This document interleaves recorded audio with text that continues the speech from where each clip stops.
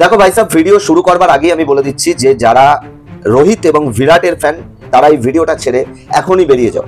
কারণ আমি এই ভিডিওতে যে কথাগুলো বলতে চলেছি সেই কথাগুলো হয়তো তোমাদের মনে আঘাত লাগতে পারে, এমনকি এই ভিডিও শেষে এই কথাগুলো শুনবার পর তোমার চোখ থেকে দু ফোঁটা জলও পড়তে পারে।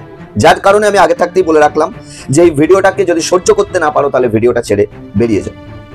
দেখো, আমি জানি যে রোকোর ফ্যান যারা রয়েছে, অর্থাৎ বিরাট এবং রোহিতের যারা ফ্যান রয়েছে, তারা সবাই এটাই এক্সপেক্ট করেছো যে ম্যাক্সিমাম 2027 সালের ওডিআই ওয়ার্ল্ড কাপ পর্যন্ত তো বিরাট রোহিতকে দেখতে পাবো, অন্তত ওডিআইতে। এটাই আমি জানি যে তোমরা এটাই ভেবেছো, এটাই এক্সপেকটেশন রেখেছো।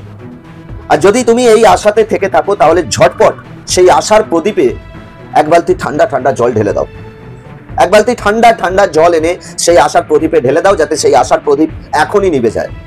কারণ তোমার আশার প্রদীপ আই থিঙ্ক যে 25শে অক্টোবরের মধ্যে নিভে যেতে চলেছে। দেখো, অ্যাকচুয়ালি 19শে অক্টোবর থেকে শুরু হচ্ছে ভারত বনাম অস্ট্রেলিয়ার মধ্যে 3 ম্যাচের ওডিআই সিরিজ, এবং শোনা যাচ্ছে যে এই ওডিআই সিরিজেই একটা ফেয়ারওয়েল ম্যাচ হবে যেখানে রোহিত এবং বিরাট অবসর নেবে। রোহিত এবং বিরাট দুজনেই হতে পারে যে অবসর ঘোষণা করলো। দেখো, বিরাটের বিষয়টা নিয়ে ছোট্ট একটা কোশ্চেন মার্ক তো রয়েছে, কারণ বিরাট যে লেভেলের ফিট, বিরাটের যে লেভেলের রেকর্ড আছে, সেই অনুযায়ী হতে পারে যে বিরাট হয়তো অবসর নাও নিতে পারে। তবে 90% চান্স আছে যে বিরাট অবসর নিয়ে নেবে, কারণ রোহিত শর্মা 100% অবসর নিতে চলেছে এই ওডিআই সিরিজে। অস্ট্রেলিয়ার সাথে এই ওডিআই সিরিজেই রোহিত শর্মা অবসর নিতে চলেছে। আর এর পেছনে হাজার একটা কারণ রয়েছে। কারণ রোহিত শর্মার মতন মোস্ট সাকসেসফুল ক্যাপ্টেনকে তুমি কি করে সরিয়ে দিতে পারো ভাই সাহেব? কিভাবে তুমি তাকে সরিয়ে শুভমান গিলের মতন একটা শিশুকে তুমি ওডিআই এর ক্যাপ্টেন করতে পারো কি করে? যেখানে রোহিত শর্মা বারবার বলেছে যে হ্যাঁ, 2027 সালে আমার ওডিআই খেলবার ইচ্ছা তো রয়েছে, সাথে আমি অ্যাজ এ ক্যাপ্টেন আমার ওডিআই ওয়ার্ল্ড কাপ জেতার ইচ্ছা রয়েছে। আর সেই ইচ্ছায় তুমি সম্পূর্ণ জল ঢেলে দিলে।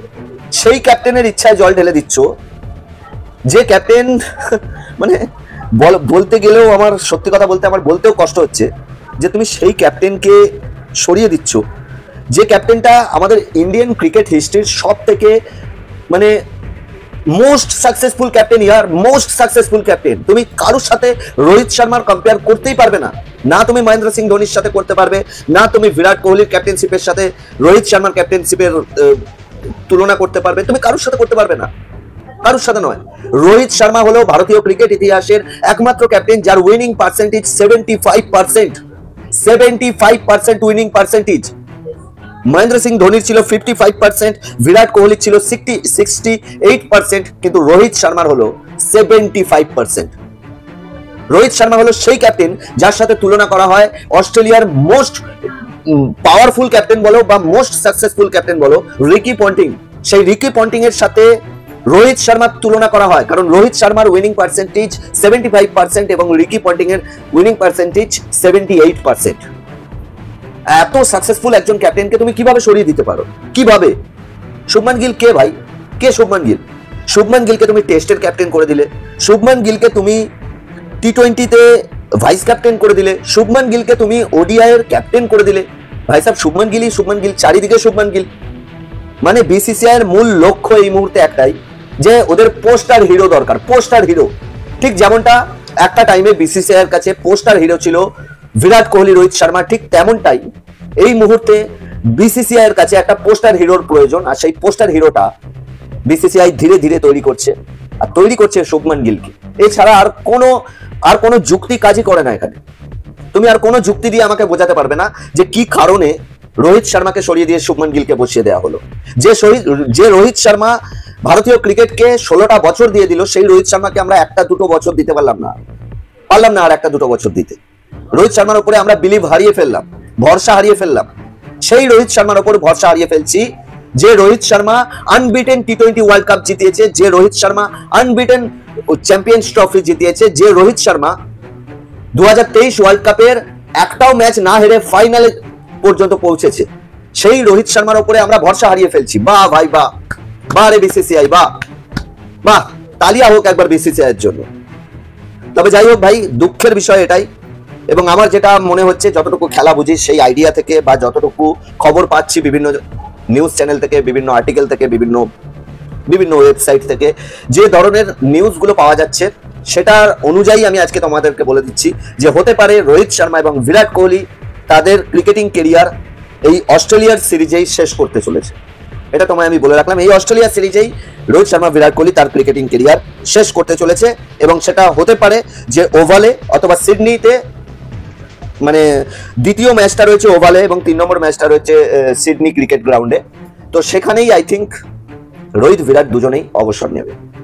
এটা খুবই দুঃখজনক বিষয়, আর খুবই দুঃখজনক বিষয়। মানে বিসিসিআই এর হাতে হিরের ডেলা রয়েছে, কিন্তু সেই হিরের ডেলাটাকে, এক কথায় হিরের ডেলাটাকে তুলে ছুঁড়ে ফেলে দিয়ে বিসিসিআই সোনা কুড়িয়ে হাতে রাখছে, কিছুটা এই রকমই বিষয়। তো এটা খুবই দুঃখজনক বিষয় ভাই, এই বিষয়ে আমার আর কিছুই বলার নেই। তোমাদের এই বিষয়ে কি বলবার আছে অবশ্যই কমেন্ট করে জানিও। এটা আমাকে মোস্ট, যারা ক্রিকেট সম্পর্কে যারা জ্ঞান রাখো তারা অবশ্যই আমাকে এটা কমেন্ট করে জানিও যে শুভমান গিলকে এত ভাও দেওয়ার কি প্রয়োজন আছে, কেন, হোয়াই, কেন? শুভমান গিল টি-20তে কি পারে তুমি আগে সেটা বলো।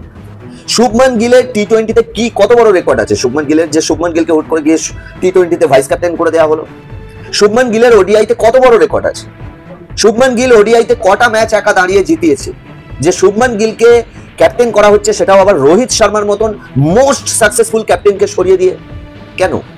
শুভমান গিল টেস্টের ক্যাপ্টেন হয়ে কত বড় বিশাল কিছু করেছে, কি করেছে আমি জানি না ভাই, সত্যি আমি জানি না যে শুভমান গিলকে এত কেন করা হচ্ছে বা কেন এত মাথায় তোলা হচ্ছে, কি কারণে বড় বড় ক্রিকেটারদেরকে সরিয়ে দিয়ে প্ল্যানিং করে শুভমান গিলকে জায়গা তৈরি করে দেওয়া হচ্ছে, বুঝতে পারছি না।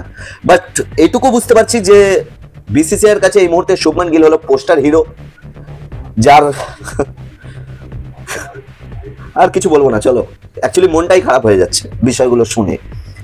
তো চলো, টাটা বাই বাই, দেখা হচ্ছে নেক্সট কোনো ভিডিওর সাথে। এই বিষয়ে তোমাদের কি মতামত অবশ্যই কমেন্ট বক্সে জানিয়ে যেও এবং ভিডিওটা ভালো লাগলে লাইক কমেন্ট শেয়ার করে দিও, সাথে চ্যানেলটাকেও সাবস্ক্রাইব করে নিও।